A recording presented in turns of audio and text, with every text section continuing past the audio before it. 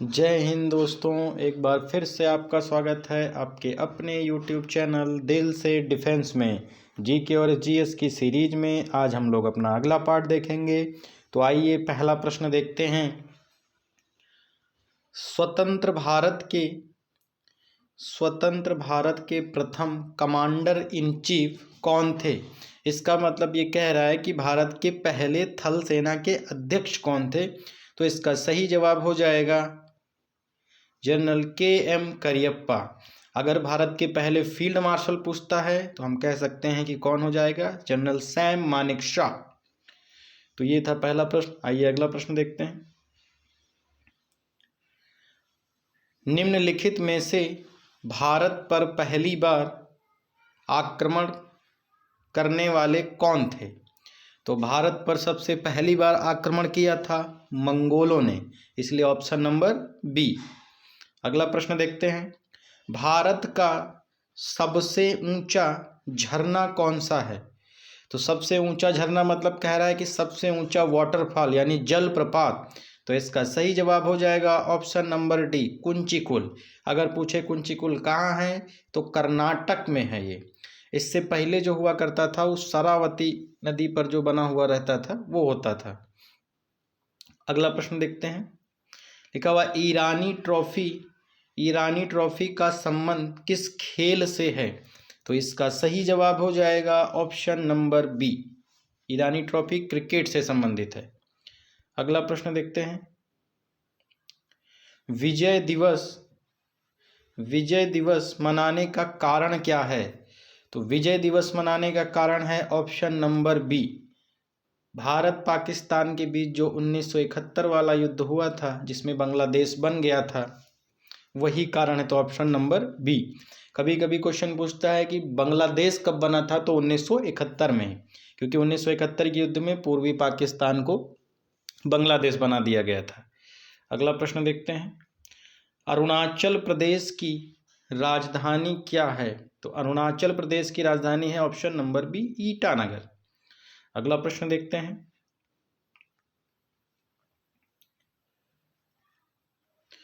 Cabinet mission Bharat कब आया? तो इसका सही जवाब हो जाएगा ऑप्शन नंबर डी, 1946। अगला प्रश्न देखते हैं। राष्ट्रपति द्वारा राज्यसभा में कितने व्यक्तियों को मनोनीत किया जाता है? तो इसका सही जवाब हो जाएगा ऑप्शन नंबर सी, 12 सदस्य। पहले लोकसभा में राष्ट्रपति 2 सदस्यों को करता था जो कि एंग्लो समुदाय से आते थे, लेकिन अब उनको नहीं करता है। अगला प्रश्न देखते हैं। डबल फॉल्ट शब्दावली किस खेल से संबंधित है? तो डबल फॉल्ट का संबंध है ऑप्शन नंबर ए, बैडमिंटन से। अगला प्रश्न देखते हैं। भारतीय इतिहास की पहली महिला शासक, तो पहली महिला मुस्लिम शासिका जो थी वो थी रजिया सुल्तान। कभी कभी पूछता है रजिया सुल्तान किस वंश की थी? तो ये गुलाम वंश की थी। और रजिया सुल्तान किसकी पुत्री थी? तो इल्तुतमिश की थी। इसका कार्यकाल बहुत पूछता है। तो 1236 में ये सिंहासन पे बैठी थी और 1240 तक अपने पद पे थी। अगला प्रश्न देखते हैं। गांधी जी ने भारत में राजनीतिक गतिविधियों का प्रारंभ कब शुरू किया था? तो राजनीतिक गतिविधियां कह रहा है, तो इसका सही जवाब हो जाएगा चंपारण सत्याग्रह, ऑप्शन नंबर डी। ये इन्होंने 1917 में शुरू किया था बिहार के चंपारण से, क्योंकि 1915 में महात्मा गांधी दक्षिण अफ्रीका से 9 जनवरी 1915 को वापस आए और उसके बाद 1 साल तक इन्होंने कुछ नहीं किया, साबरमती आश्रम की स्थापना कर दी। उसके बाद 1917 से इन्होंने आंदोलन शुरू किए। जो भारत में किया गया इनका पहला सत्याग्रह था वो था चंपारण सत्याग्रह। अगला प्रश्न देखते हैं। सीएनजी का पूर्ण रूप क्या है? तो सीएनजी का फुल फॉर्म पूछ रहा है। तो सीएनजी का फुल फॉर्म होता है compressed natural gas, option number A. अगला प्रश्न देखते हैं। महात्मा गांधी की आत्मकथा का क्या नाम है? तो महात्मा की ऑटोबायोग्राफी जो है उसका सही नाम या सही आंसर हो जाएगा option number C, my experiment with truth, इसका कभी कभी पेपर में हिंदी लिख के आता है जो कि लिखा रहता है सत्य के साथ मेरे प्रयोग, तो इसको ध्यान रखें आप लोग। अगला प्रश्न देखते हैं, भारत के राष्ट्रीय चिन्ह में कितने शेर दिखाई देते हैं? तो इसका सही जवाब हो जाएगा ऑप्शन नंबर डी, 4 शेर दिखाई देते हैं। एक आगे, एक पीछे और एक इस साइड और एक इस साइड होता है। अगला प्रश्न देखते हैं, राष्ट्रपति बनने के लिए न्यूनतम आयु कितनी होनी चाहिए? तो राष्ट्रपति बनने के लिए होनी चाहिए ऑप्शन नंबर डी 35 वर्ष। तो ये थे जीके के प्रश्न। आइए अब साइंस के प्रश्न देखते हैं। तो पहला क्वेश्चन है, प्रेशर कुकर में चावल जल्दी पकता है क्योंकि? तो इसमें जल्दी पकने का कारण क्या है? तो इसका सही जवाब हो जाएगा ऑप्शन नंबर डी, उच्च दाब जल के क्वथनांक को बढ़ा देता है। अगला प्रश्न देखते हैं, लेंस किससे बनते हैं? तो इसका सही जवाब हो जाएगा ऑप्शन नंबर बी, फ्लिंट कांच से लेंस बनता है। अगला प्रश्न देखते हैं, रेडियो तरंगों का अपवर्तन करने वाली वायुमंडलीय परत को क्या कहते हैं?